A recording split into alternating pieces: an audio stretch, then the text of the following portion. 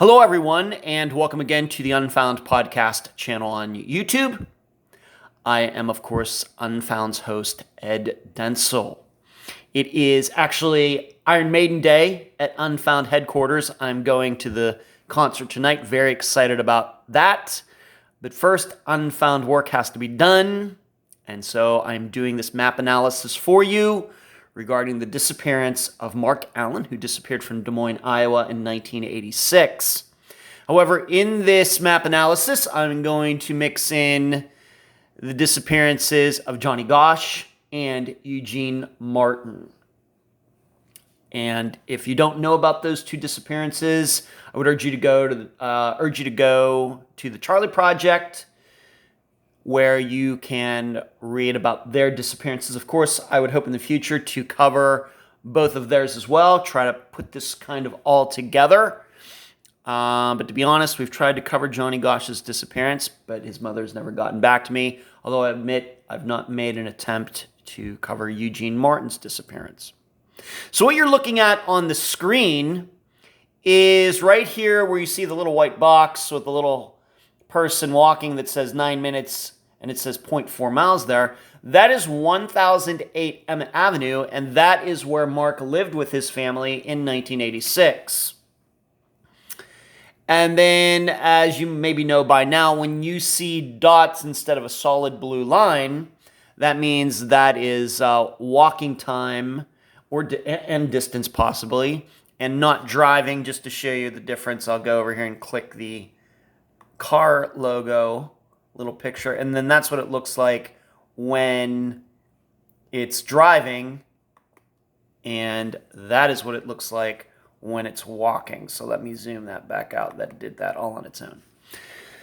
So if you've listened to the episode or even watched it here on YouTube already, you know that the story is that Marc was going to see a friend on McKinley Avenue, and Marc never returned. Of course, the issue in trying to look at this is that if we are to believe he was actually going to see somebody on McKinley Avenue, and I'm here to tell you, I think there are reasons to doubt that. I'm not saying anybody necessarily is lying. I certainly do not think that the guest, Chris, Marc's brother, is lying. Absolutely not. But there's just enough information there, maybe we should think that maybe Marc himself was not telling the total truth. And given that we still don't know who this person was on McKinley Avenue, should cause us to maybe think about this a little more than maybe is obvious. So the problem here is I can't diagram necessarily where he was going to a specific location because we do not have an address. We don't have a name. So all I can do is put on the screen here, 2 blocks away was McKinley Avenue. The issue, though, is that although Emmett Avenue is short, Emmett Avenue only goes from like here to there. That's it. That's about, it's maybe a little over a half mile long. That's all the longer Emmett Avenue is. Very short from there to there. Whereas McKinley Avenue, I'm going to zoom out to show you this. McKinley Avenue goes the whole way over here to the whole way up here. So it is several miles long. Now that doesn't mean there are a ton of houses on it, but probably there are. And that would then make it hard to, at least off the top of our head, try to figure out where exactly it was going. Because what it could mean is that, zooming this back in, that he very well may have been just walking from his house, and the house he was going to was right in this very area right that you can see on the screen of McKinley Avenue, and would have been, as it says, 9-minute walk, less than a half mile to any location right in here.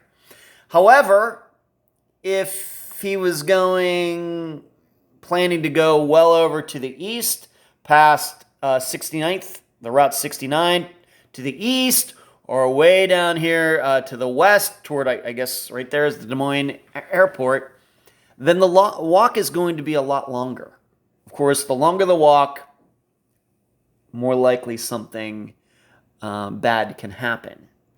But we just don't know. He says he's going to McKinley Avenue. I think I referred to it to McKinley Street in the episode. That's my fault, but you get the idea. So this is tough to determine, but would it have been an hours and hours long walk? Of course not, but it would be the difference between maybe 9-minute walk and maybe a 45-minute walk. A lot of difference. Now, as far as Johnny Gosch goes,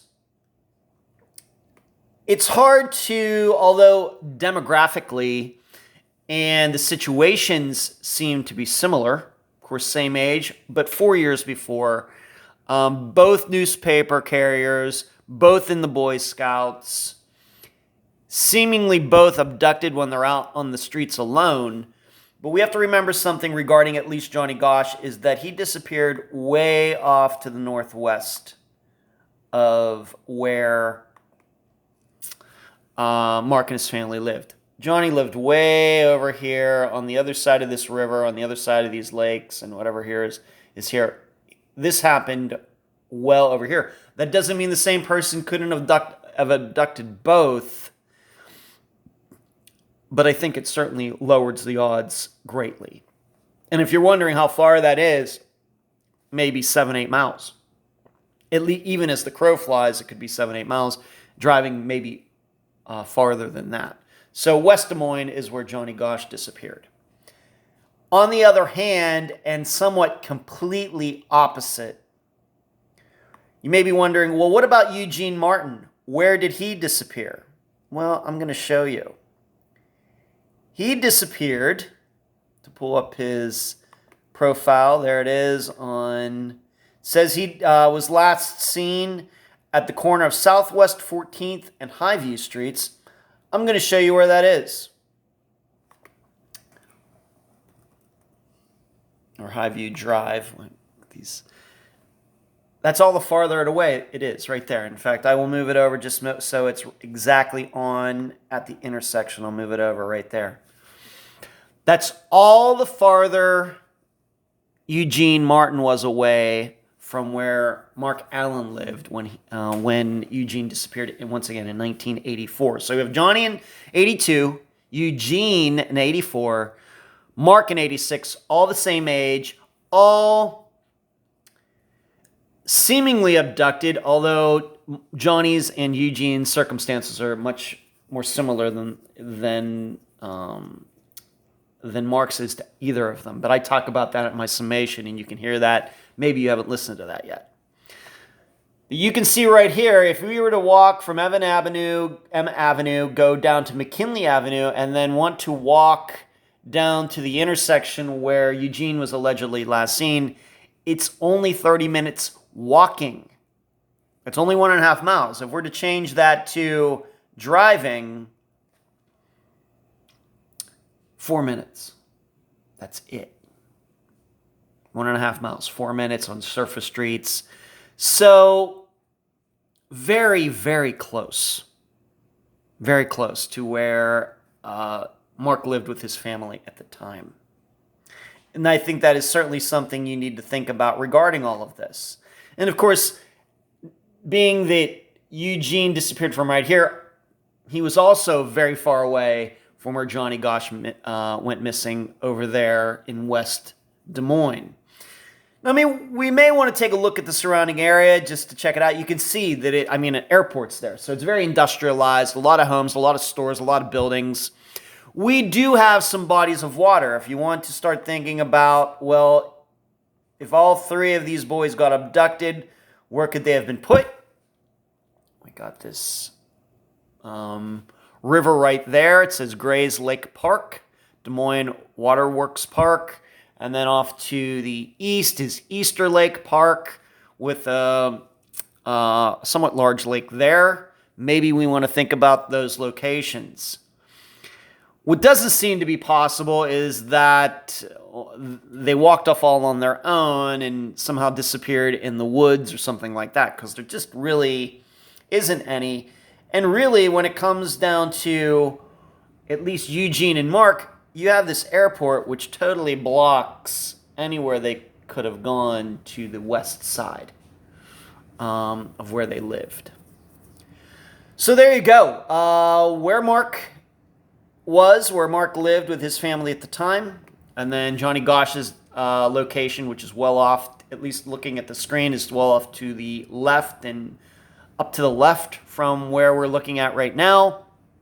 And then Eugene Martin's disappearance occurred right there, only 4 minutes away, or if you want to do it by walking with the blue dots, 30-minute walk. And if I were to take McKinley Avenue out of it, was just somebody would just walking directly from Marc's house to that intersection mentioned in Eugene Martin's disappearance, it's only 24 minutes and 1.2 miles. Very close. So there you go. That's the map analysis. And if you like this video, please give it a thumbs up. Please subscribe to this channel. And if you'd like to go one step further and support what we do here at Unfound, consider hitting the join button below the video here. And you can check out everything that you'd get for a very, very small price per month. Thanks for watching.